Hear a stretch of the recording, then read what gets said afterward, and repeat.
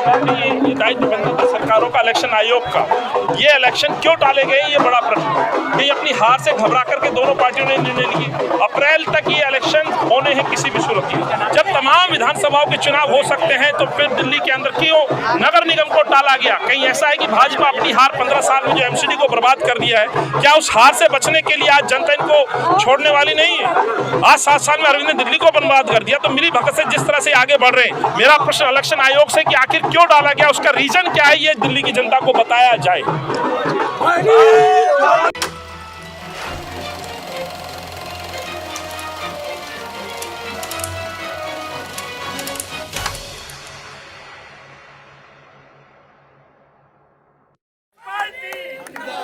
नमस्कार साथियों,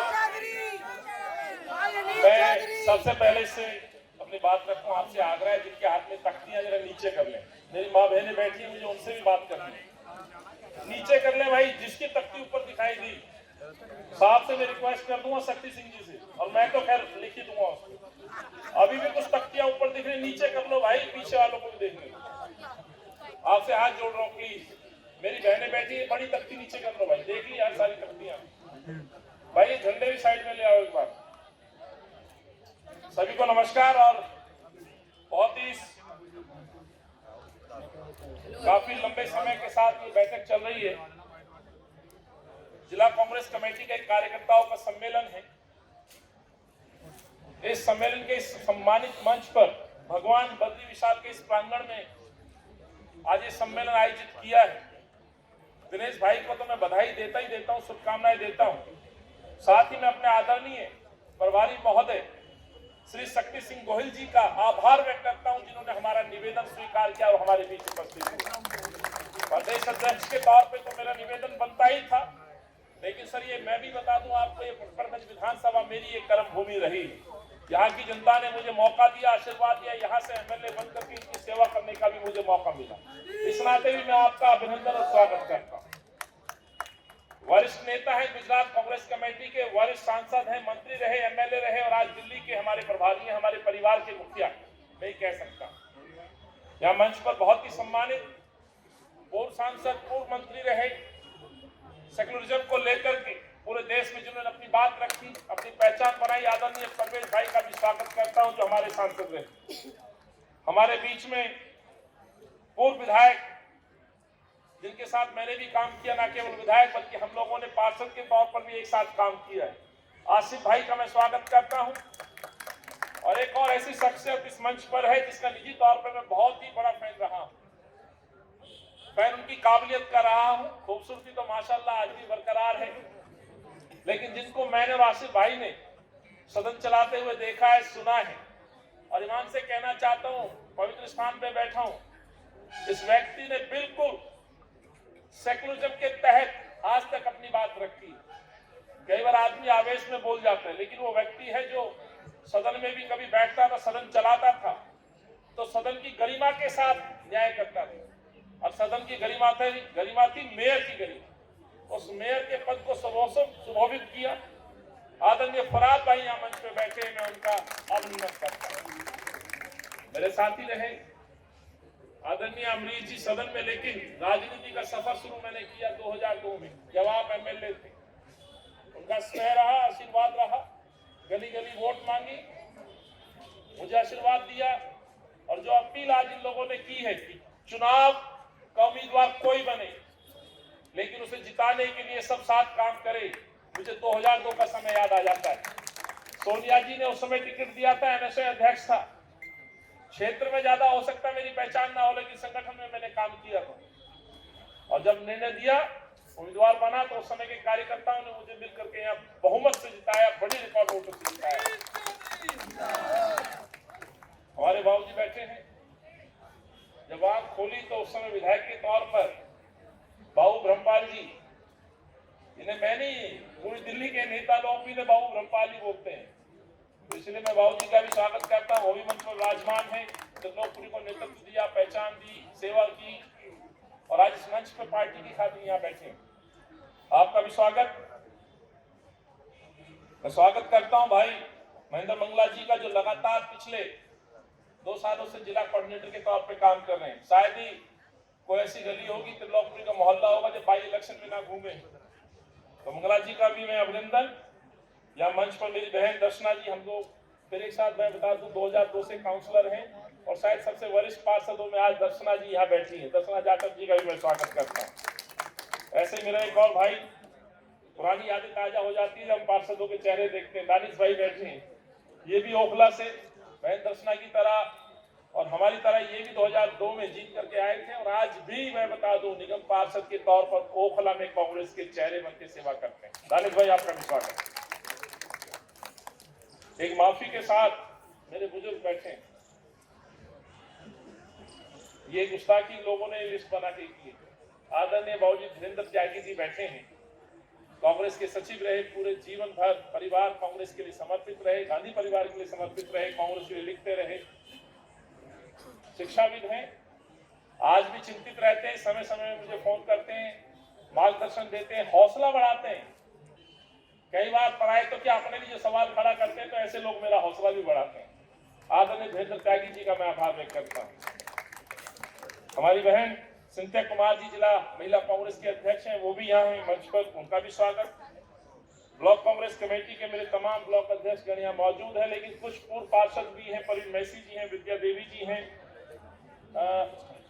गुरमीत कौर जी हैं, डॉक्टर साहब यहाँ बैठे हैं, कुछ मेरे पुराने यूथ कांग्रेस के समय के साथ भी हन्नान भाई हैं और मेरे बड़े भाई, फिर भूल हो जाती है, नाम चूक जाता है, अनिल भारद्वाज जी बैठे हैं, क्षमा चाहता हूँ। मैं के शीला जी के पार्लियामेंट्री सेक्रेटरी रहे, वर्तमान में लगातार 2 साल से देख रहा हूँ विषम परिस्थितियों में कांग्रेस का साथ दे रहे हैं, कांग्रेस के लिए काम कर रहे हैं। हमारे अभी मीडिया डिपार्टमेंट के चेयरमैन है, वो भी विराजमान है, उनका स्वागत करता हूँ।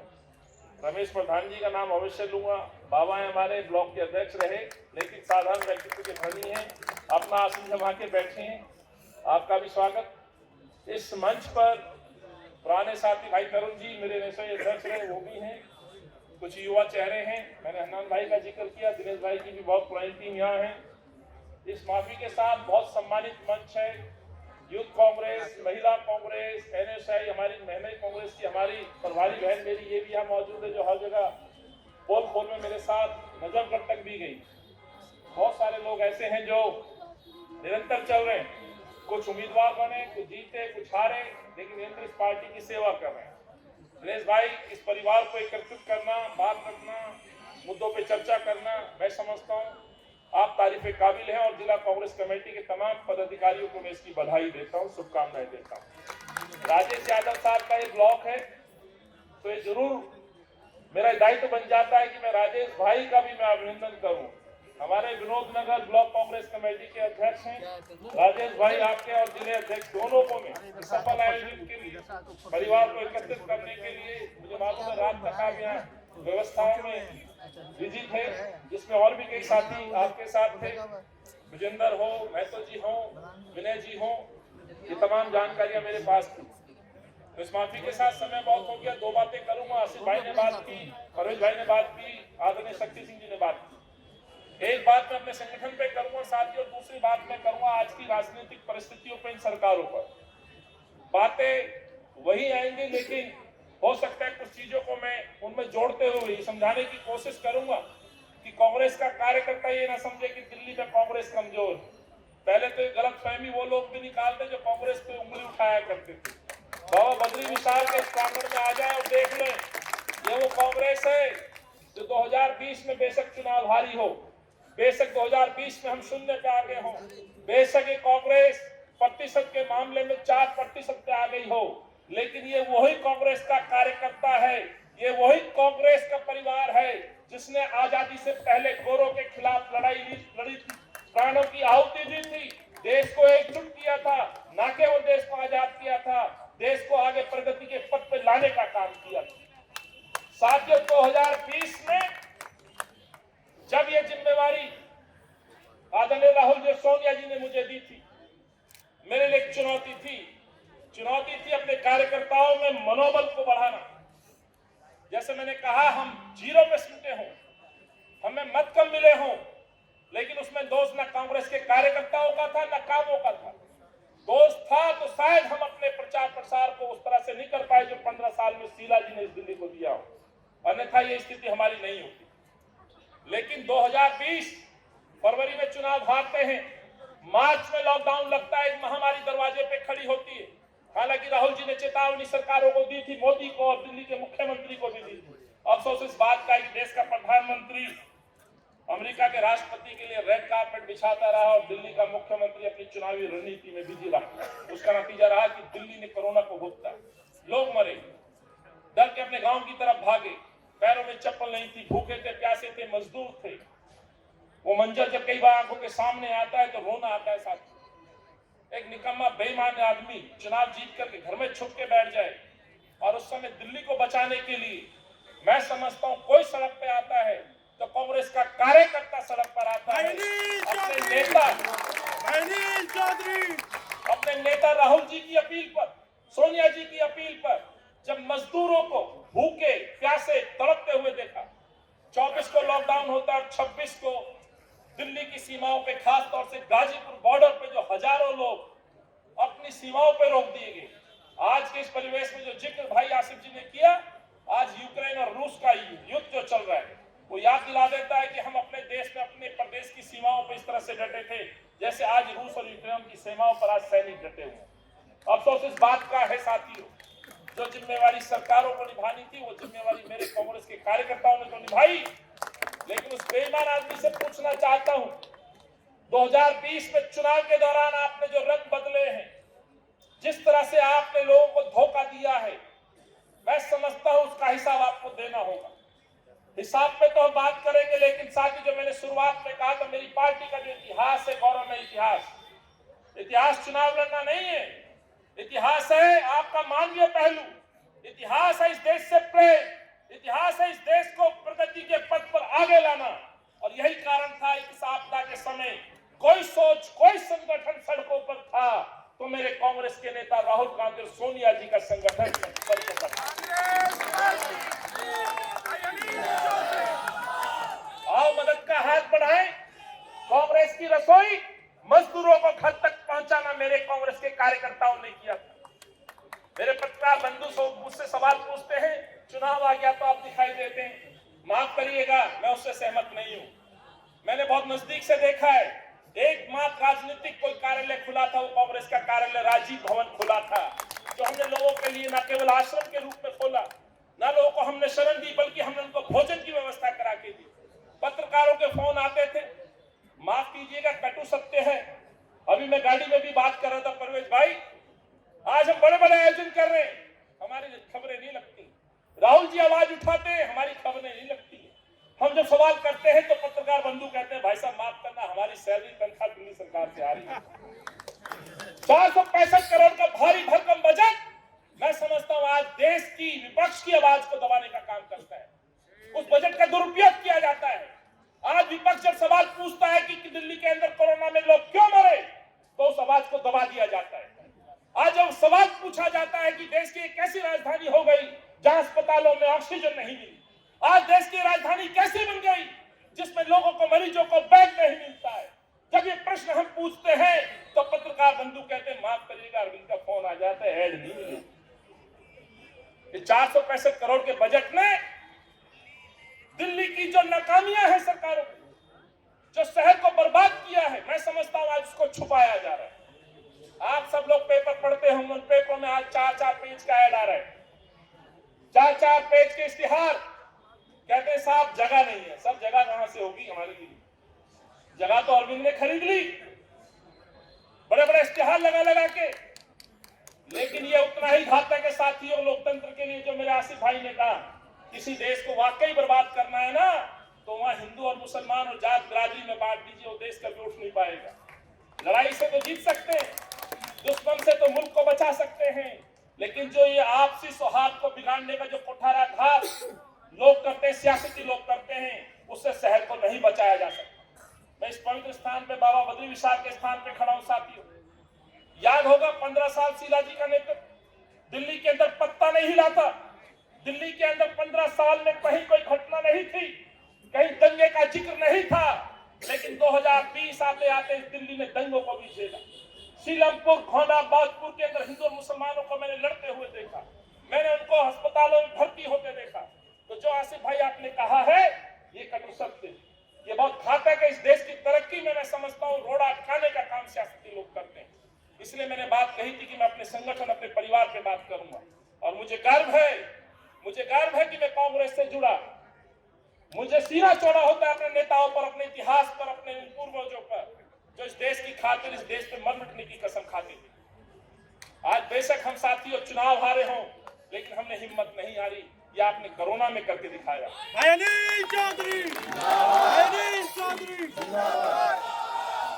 मेरे दाएं हाथ पर आप देखते होंगे स्कूल।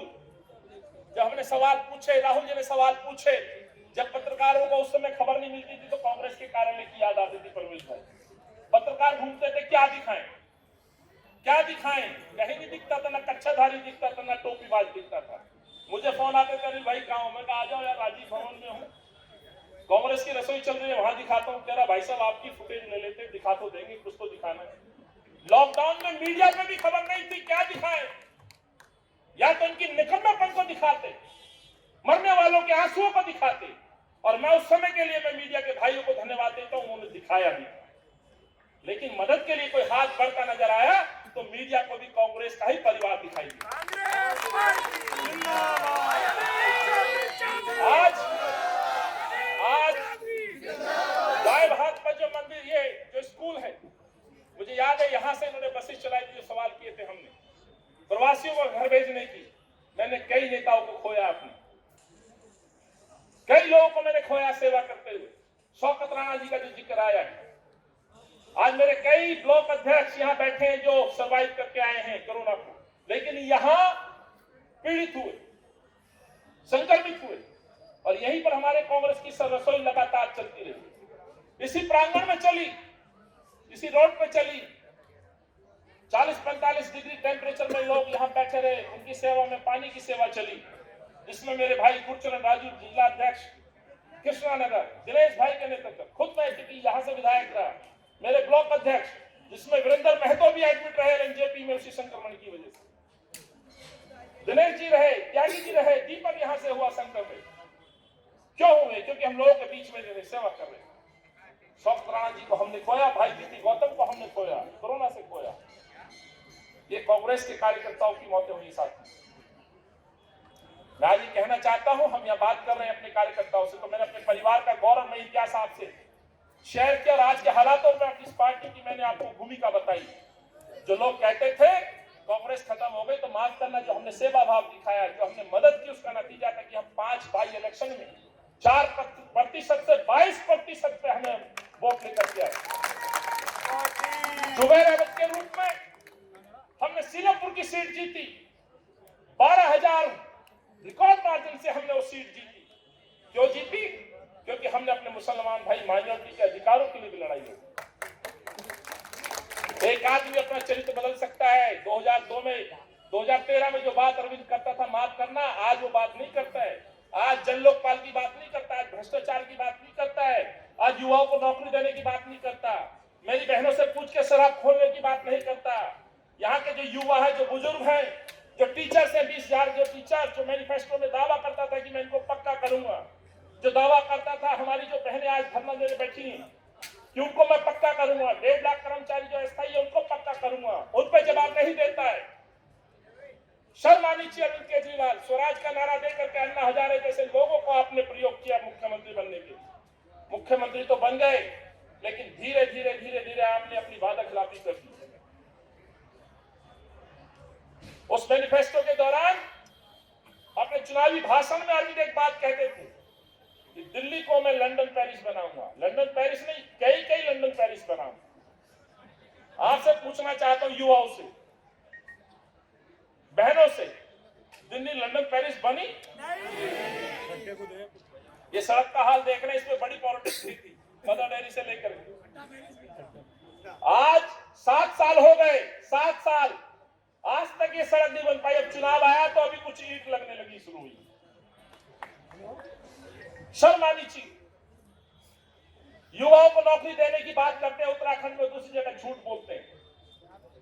मेरे भाई ने कहा था सबसे बड़ा झूठा यदि कोई व्यक्ति तो इस दिल्ली का मुख्यमंत्री है, इसमें भी रिकॉर्ड बनेगा। मैं लिख के दे सकता हूं। नहीं तो बताए, उत्तराखंड में कहता 10 लाख नौकरी दे दी, 13,27,000 नौकरी अरविंद केजरीवाल के अपने पोर्टल पर रजिस्टर्ड है बेरोजगारों। 440 मात्र नौकरियां पूरे 7 साल में दिल्ली में निकली जो मिली। गरीब को खाने के अधिकार की बात करते थे। ये मेरा नेतृत्व तो बैठा है, शीला जी आज जीवित नहीं है लेकिन उनके काम जीवित है। डॉक्टर मनमोहन सिंह जी जीवित हैं, कानून लेके आए थे हम खाद्य सुरक्षा का, हर आदमी को खाने का अधिकार हो। उसके तहत जो राशन कार्ड दिए, माफ करिएगा बहुत मेरे गरीब लोग आए होंगे, मोहल्लों से आए होंगे, जाके देखिएगा अपने राशन कार्ड को। जो महिला को राशन कार्ड में मुखिया का नाम दिया वो शीला जी ने दिया और कांग्रेस पार्टी ने दिया। आज 15 लाख से ज्यादा राशन कार्ड पेंडिंग है, एक राशन कार्ड नया नहीं दिया अरविंद केजरीवाल। माफ करिएगा, राशन कार्ड तो छोड़िए, जो शीला जी ने कांग्रेस ने राशन कार्ड दिए तो राशन कार्ड पर आज तक एक नया नाम ऐड नहीं कर पाए। 7 साल में क्या हमारे परिवार नहीं बढ़े? क्या 2013 में जो बच्चा 4 साल का था क्या आज वो 11 साल का नहीं हुआ? या जो 5 साल का बच्चा था या दूध पीता बच्चा था क्या आज वो खाने योग्य नहीं हुआ? यदि वो खाने योग्य है तो उसका नाम राशन कार्ड में दर्ज क्यों नहीं होता? उसका खाने का जो अधिकार, जो राशन है 5 किलो प्रति व्यक्ति, वो राशन उसको क्यों नहीं दिया? इनके जवाब अरविंद केजरीवाल नहीं देते। वो जवाब देते हैं फ्री बिजली पानी, फ्री बिजली पानी। माफ करिएगा, फ्री पानी का वादा किया था, फ्री बीमारी दी जा रही है घरों में। फ्री बीमारी पानी के साथ, पानी का बिल 500-700 रुपए आ सकता है, लेकिन दवाइयों को जो बिल भुगत रहे हैं, अपने बिल को तो वसूल लेते हैं।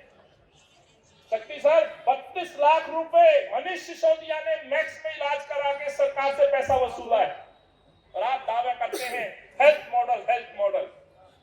आप अपना इलाज कराओ मैक्स में, अपोलो में, और गरीब मरे सांसों के लिए, ऑक्सीजन के लिए, और दावा करते हो कि हमने इस शहर को विश्वतम सुंदर शहर बना दिया।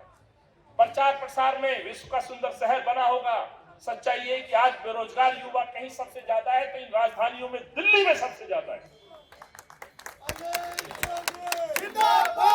वो कहता है नंबर 1, इस तरह का नंबर 1 दिया है, कल्पना नहीं कर सकते। जो हमने दिल्ली बनाई थी, जो शहर हमने बनाया था, उसको धीरे धीरे अरविंद ने बिगाड़ दिया, बर्बाद कर दिया।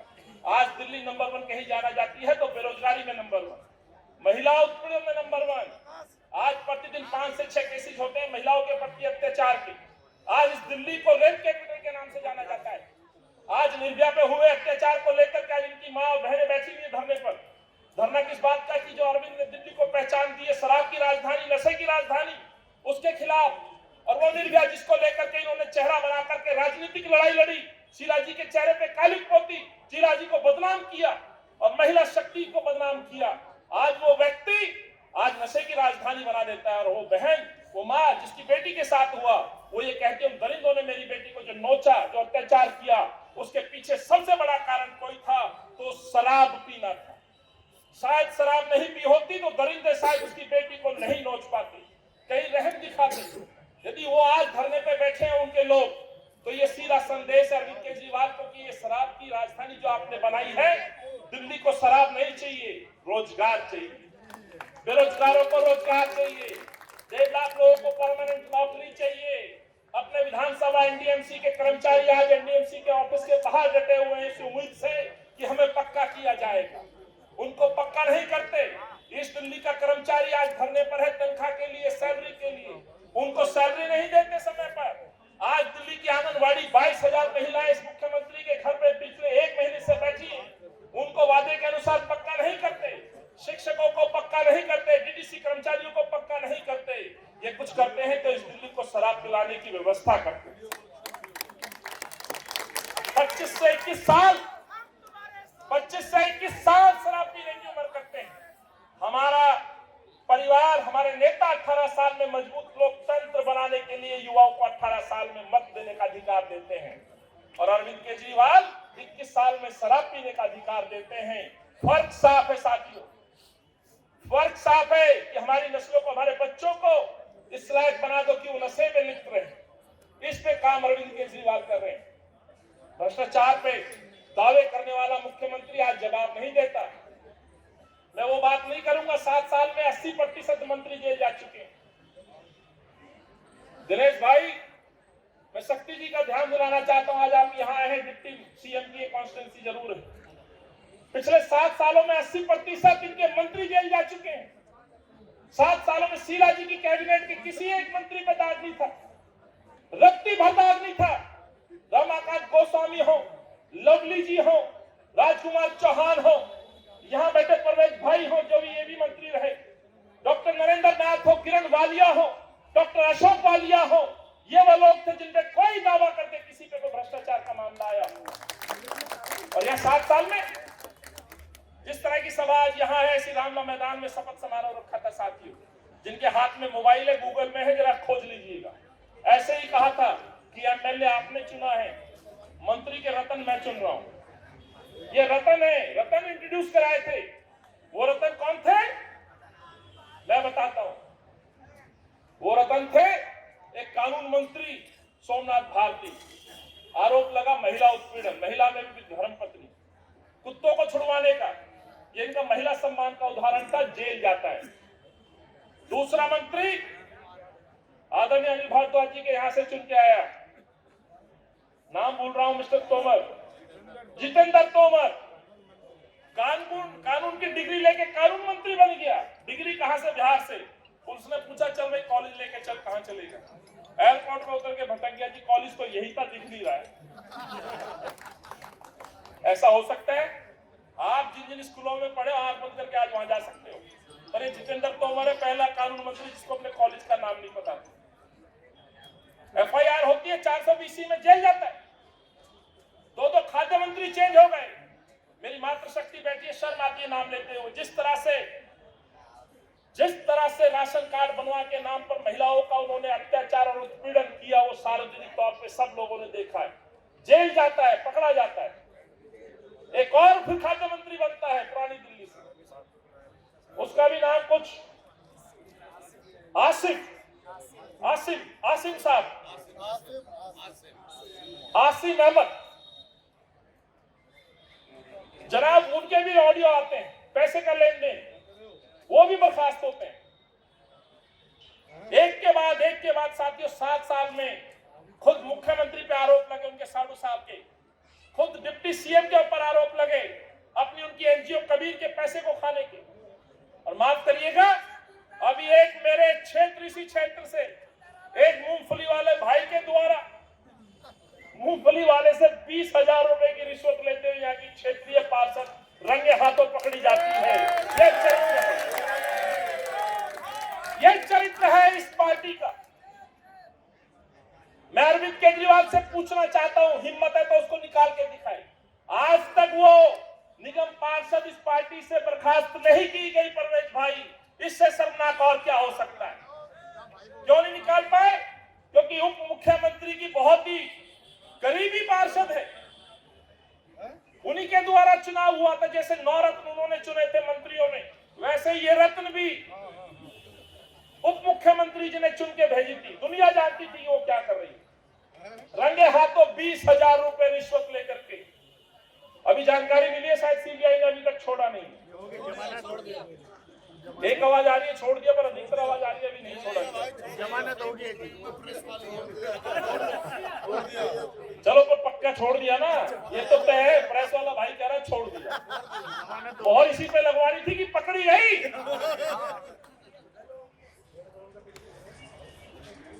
1.5 करोड़ तक टिकट की बोली भी बता दीजिए, टिकट की बोली चल रही है। शक्ति सर का धन्यवाद देता हूँ, राहुल जी का धन्यवाद देता हूँ। टिकट का जिक्र आया है तो कांग्रेस में कोई 1 रुपए का टिकट पे कोई आपसे लेन देन की बात करे तो आइएगा सीधा। इस बार का टिकट का जो चलन होगा, ये नेता लोग बैठे मेरे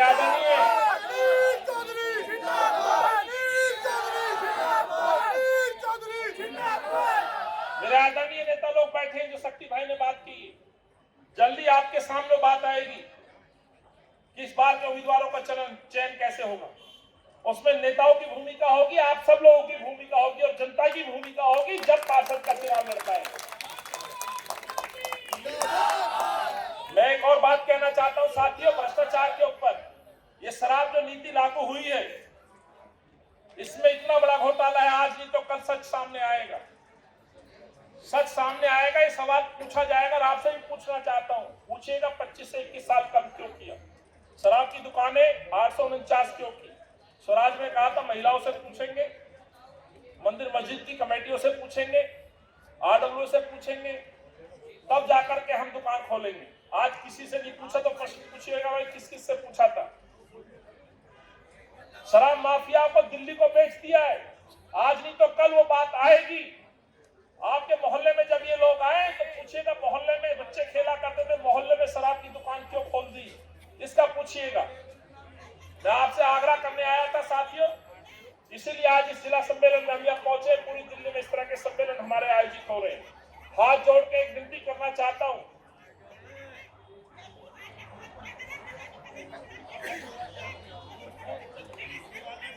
वो आप ही की बात कर रही है। केजरीवाल ने बहुत मेरी बहन ने जो बात की है, बहुत बुरा किया अरविंद केजरीवाल ने। हमारी नस्लों को खराब करने के लिए जो जगह जगह मोहल्ले में शराब की दुकान खोली है, इतनी तादाद में मेरी बहनें बैठी हैं कि आप सहमत हैं तो हाथ खड़ा कर दें। शराब का विरोध करते हो?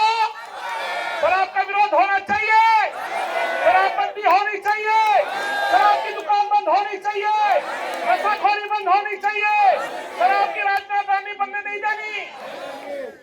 यही सच है, यही बात है, और इसका मैं आपको वादा करता हूं कांग्रेस पार्टी शराब पे इनसे सवाल पूछेगी और कांग्रेस पार्टी जब सदन में आएगी, कहना चाहता हूं आज सफाई कर्मचारी मेरे पास आए थे, उन सफाई कर्मचारी जो अस्थायी है उनको पक्का करने का काम कांग्रेस पार्टी करेगी। नंबर 2, सबसे पहले शराब की जितनी दुकानें हैं, उनको बंद करने का काम दिल्ली नगर निगम करेगी। मेयर साहब बैठे, इनसे हम आदेश लेंगे, मार्गदर्शन लेंगे। बीजेपी ड्रामा करती है, बंद कमरे में डील करती है, बंद कमरे में मोहब्बत करते हैं और बाहर जाके साइन कराते हैं।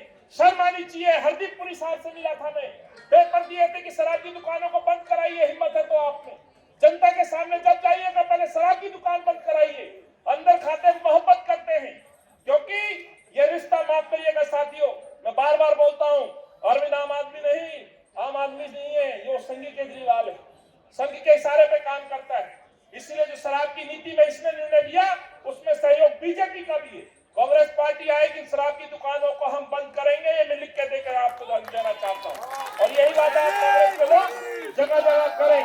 अंत में समय बहुत हो गया है, काफी लोग यहाँ बैठे हैं, बहुत सारे बड़ी बड़ी शख्सियत यहाँ बैठी हैं। मैं एक सूचना जरूर देना चाहता हूँ, हमारा डिजिटल मेंबरशिप चल रहा है। डिजिटल मेंबरशिप पारदर्शी तरीका है वेरीफाइड मेंबर्स का। पहले भी मेंबर बनते थे, पर पहले अंतर ये होता था आई कार्ड नहीं मिलते थे, अब आई कार्ड भी मिल रहे हैं। दूसरा, जो मेंबर बन रहा है उसकी सहमति से बन रहा है, और मुझे खुशी है कि दिल्ली के अंदर लगभग 1,78,000 मेंबर हम जोड़ चुके हैं। दूसरा, यदि टोटल मेंबरशिप की मैं बात करूं तो हमारा जिला आज बाबरपुर के बाद दूसरे नंबर पर आज सबसे ज्यादा मेंबरशिप में जिला आज आगे।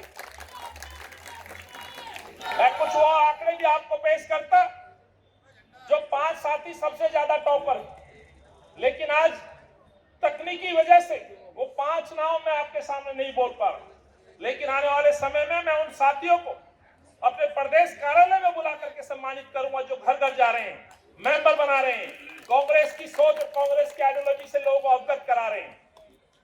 वैसे ही जो लोग अब तक नहीं जुड़े हैं उनसे आग्रह करता हूं, उम्मीदवारों से आग्रह करता हूं, जो जो उम्मीदवार बनना चाहते हैं, एक तो कृपया आप भी एनरोलर बने, यदि नहीं बन पाए लोगों के पास जाएं, उनका समर्थन लें, उनका आशीर्वाद लें। जो लोग बस्ता लेते हैं मोहल्ले में, जो बूथ पर बैठते हैं, उनसे संवाद करें, उनका आशीर्वाद लें, कांग्रेस से जोड़ें। कांग्रेस से जोड़ेंगे तो स्वाभाविक है कांग्रेस के साथ वो डटे नजर आएंगे। तो मेंबरशिप के लिए मैं आपसे यही निवेदन करते हुए इस सदस्यता अभियान को तेजी से आगे बढ़ाएं।